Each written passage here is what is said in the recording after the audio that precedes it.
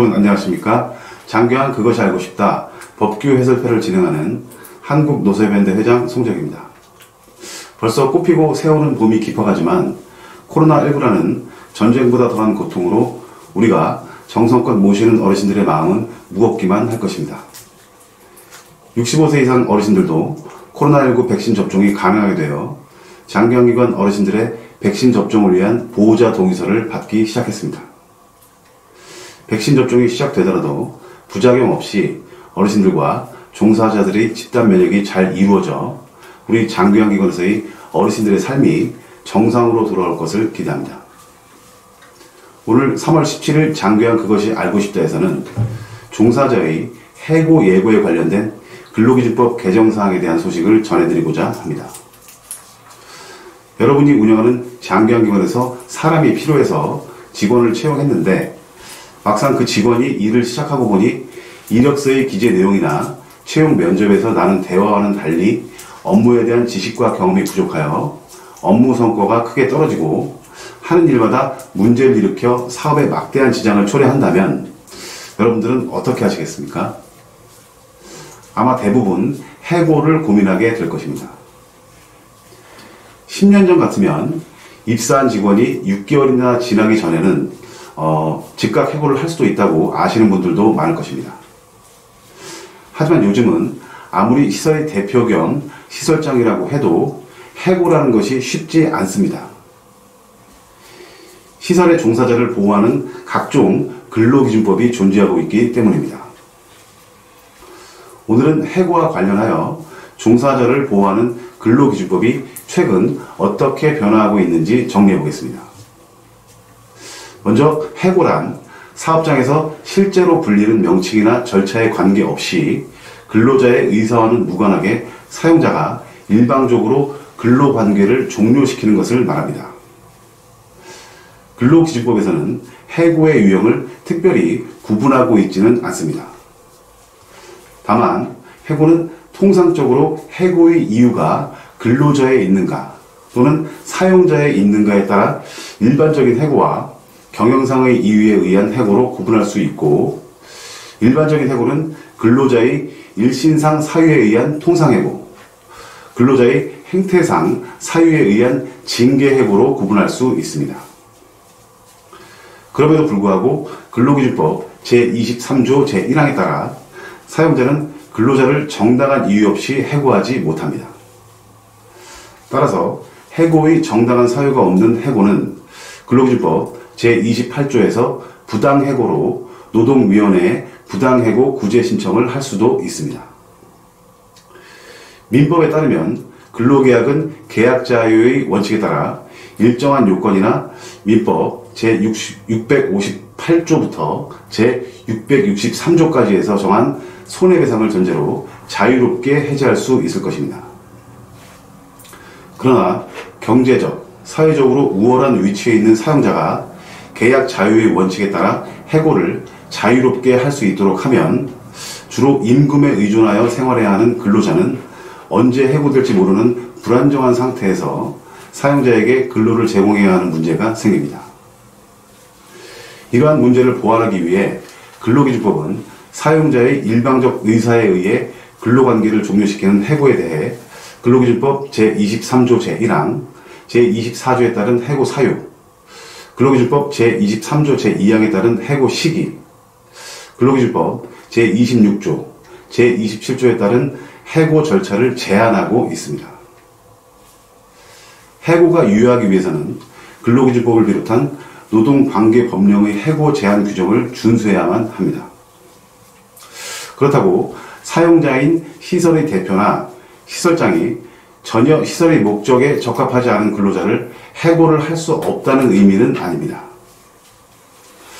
사용자의 해고 행위를 보호하기 위해 근로기준법에서는 행정예고라는 절차와 해고 사유 등의 서면 통지 의무를 정해놓고 있습니다. 먼저 행정예고에 대해 설명드리겠습니다. 사용자는 근로자를 해고하려면 적어도 30일 전에 예고를 해야 하고 30일 전에 예고를 하지 않았을 때에는 30일분 이상의 통상임금을 지급해야 합니다. 예외적으로 근로기준법 제26조 단서에서 천재사변, 그 밖의 부득이한 사유로 사업을 계속하는 것이 불가능한 경우 또는 근로자가 고의로 사업에 막대한 지장을 초래하거나 재산상 손해를 끼친 경우에는 행정예고의 절차를 준용하지 않습니다. 두 번째는 해고 사유 등의 서면 통지를 해고 대상자에게 해야 하는 의무가 있습니다. 사용자는 근로자를 해고하려면 근로기준법 제27조 제1항에서 3항에 따라 해고 사유와 해고 시기를 서면으로 통지해야 효력이 있습니다. 사용자가 위에서 언급한 해고 예고를 해고 사유와 해고 시기를 명시하여 서면으로 한 경우에는 위의 통지를 한 것으로 봅니다. 여기에서 노동조합이 설치되어 있는 시설에서는 노동조합과 맺은 단체 협약과 시설의 취업 규칙에서 정한 절차적 제한이 존재합니다. 단체 협약과 취업 규칙 등의 징계나 해고 절차가 규정되어 있는 경우 그와 같은 절차를 거치지 않고 이루어진 해고는 절차상 하자가 치유되는 예외적인 경우를 제외하고 효력이 없습니다. 위의 경우에도 사용자가 행정예고를 하지 않아도 되는 경우가 있습니다. 근로기준법 제26조 단서에서 근로자가 계속 근로한 기간이 3개월 미만인 경우와 천재사변 및 그 밖의 부득이한 사유로 사업을 계속하는 것이 불가능한 경우, 근로자가 고의로 사업에 막대한 지장을 초래하거나 재산상 손해를 끼친 경우에는 행정예고의 절차가 적용되지 않습니다. 이 경우 사용자는 근로자에게 31분 이상의 통상임금을 지급하지 않아도 됩니다. 천재사변, 그 밖의 부득이한 사유로 사업을 계속하는 것이 불가능한 경우에는 구체적인 설명이 필요하지 않으나 고의로 사업에 막대한 지장을 초래하거나 재산상 손해를 끼친 경우에 대해서는 사용자인 시설의 대표나 시설장님들이 해당되는 경우를 이해하실 필요가 있을 것으로 보입니다. 그 내용을 하나하나 살펴보기로 하겠습니다. 첫째, 납품업체로부터 금품이나 향응을 제공받고 불량품을 납품받아 생산에 차질을 가져온 경우. 둘째, 영업용 차량을 임의로 타인에게 대리 운전하게 하여 교통사고를 일으킨 경우. 셋째, 사업의 기밀이나 그 밖의 정보를 경쟁 관계에 있는 다른 사업자 등에게 제공하여 사업에 지장을 가져온 경우. 넷째, 허위 사실을 날조하여 유포하거나 불법 집단행동을 주도하여 사업에 막대한 지장을 가져온 경우. 다섯째, 직책을 이용하여 공금을 착복, 장기 유용, 횡령 또는 배임한 경우. 여섯째, 시설의 제품 또는 원료 등을 몰래 훔치거나 불법 반출한 경우. 일곱째, 인사, 격리, 회계 담당 직원이 근로자의 근무 상황 실적을 조작하거나 허위 서류 등을 작성하여 사업에 손해를 끼친 경우. 여덟 번째, 사업장의 기물을 고의로 파손하여 생산에 막대한 지장을 가져온 경우. 아홉 번째, 그 밖에 사회 통념상 고의로 사업에 막대한 지장을 가져오거나 재산상 손해를 끼쳤다고 인정되는 경우 대부분 시설에서 함께 일하는 가족과 같은 근로자들을 꼭 해고해야 할 이유가 위에 해당한다면 행정예고를 거치지 않고 해고할 수 있을 것입니다. 앞서 설명드린 과거 근로기준법에서 6개월이 지나지 않는 근로자에 대해 행정예고 없이 해고할 수 있었던 것은 위헌소송이 제기되어 헌법재판소에서 인용 결정을 하여 근로기준법상 3개월 미만 근로자에 대해 행정예고 없이 해고할 수 있도록 개정되었습니다.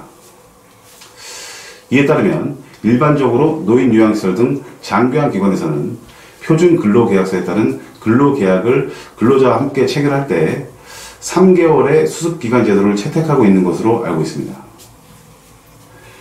개정 근로기준법에서 수습기간에 해당하는 3개월 이내에 시설에 적합하지 않은 것으로 판단되는 근로자에 대해 관찰한 뒤 해고를 할 수 있을 것입니다. 개정 근로기준법의 적용은 2019년 1월 15일 이후 근로자와 근로계약을 체결한 경우에만 해당됩니다.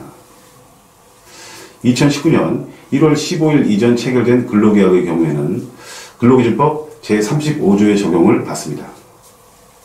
다시 말하면 6개월 미만 근로자의 경우에도 행정예고 절차 및 서면 통지 의무가 면제된다고 합니다. 근로자의 해고는 사회 통념상 매우 민감한 사안입니다. 행정예고와 서면 통지의 절차가 예외로 인정되는 경우를 제외하고는 반드시 법과 절차를 준수하여 해고 결정을 해주시고 공인노무사 등 전문가와 충분한 협의를 통해 근로자의 해고를 결정해 주시기 바랍니다. 네, 오늘 제1부 방송을 여기서 마치겠습니다. 감사합니다.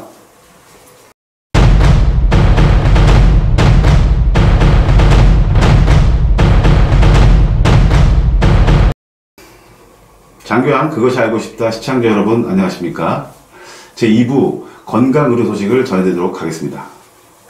오늘 뉴스는 국내에서 아스트라제네카 신종 코로나 바이러스 감염증 백신을 맞고 사망한 사람 중 혈전이 생성된 사례가 보고되었다는 소식입니다.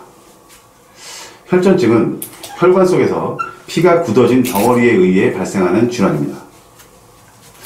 현재 해외 통계를 살펴보면 혈전증이 생기는 빈도는 10만 명당 100명 정도로 알려졌습니다. 전문가들의 결의에 따르면 연령이 올라갈수록 혈전 위험도는 올라간다고 하며 고령자에게서는 10만 명당 500명까지도 혈전이 발생하고 혈전증으로 인한 사망 위험도 그만큼 올라간다고 말합니다. 관계 당국에서는 이번 백신 접종 60대 여성 사망 사례의 경우 장기간 기저질환이 있으며 호흡기 계통 질환인 흡인성 폐렴, 급성 심근경색 등이 주요 사인으로 판단된다고 발표했습니다. 백신 접종으로 인한 사망으로 단정 짓기 어렵다는 주장입니다. 아스트라제네카 코로나19 백신 접종을 받은 뒤 혈전이 생성됐다고 신고된 사람은 60대 여성으로 요양병원 입원 환자입니다.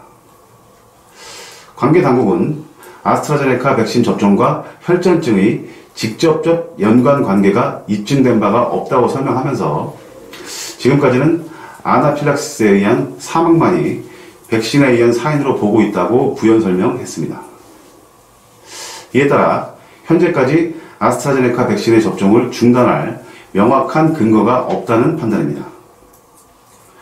코로나19 백신뿐 아니라 다른 백신, 인플루엔자 독감 백신의 경우에도 접종 후 혈전이 발생한 것이 보고된 바 있다고 하며 아스트라제네카 백신과 혈전 발생이 관련 없다는 최종 결과가 보고된 바 있다는 것입니다. 한편 현재 독일, 프랑스, 스웨덴, 이탈리아 등 일부 유럽 국가들은 이 아스트라제네카 백신 접종 후 혈전 생성이 우려돼 접종을 중단했습니다. 백신 접종 후 혈전이 폐혈관을 막는 출혈, 혈소판 감소, 뇌혈전 등 부작용 사례가 나타나자 접종을 중단한 것입니다. 다만 세계보건기구와 아스트라제네카는 둘 사이의 관련성이 없다는 입장을 내놨습니다. 앞으로 백신 접종 후 혈전 발생으로 인한 사망이 지속적으로 발생되면 아스트라제네카 백신의 잠정적 중단이 고려되어야 할 것으로 보입니다. 오늘 방송 여기서 마치도록 하겠습니다. 시청해주셔서 감사합니다.